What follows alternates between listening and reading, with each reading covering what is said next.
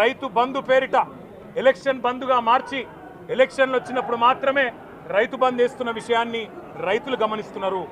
నెలకు 2500 ఎగ్గొట్టిన విషయాన్ని ఈ రాష్ట్రంలోని మహిళలు గమనిస్తూ ఉన్నారు.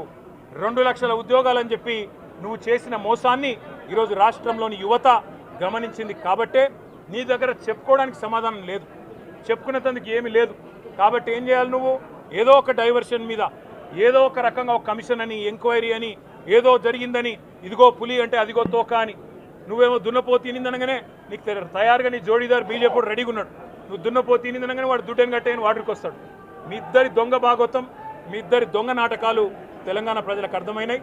మేము మాత్రం వాళ్ళ పెడితే గిడితే ఒక వ్యక్తినో 2 వ్యక్తులను జైల్లో పెడతాం, కానీ లక్షలాది మంది కేసీఆర్ సైనికులను టచ్ చేసే ధైర్యం నీకు లేదు.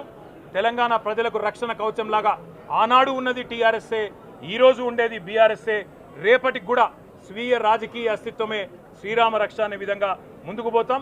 నువ్వు ఒక్కసారి కాదు 100 సార్లు పిలిచినా వస్తా, 100 సార్లు నిజమే చెప్తా.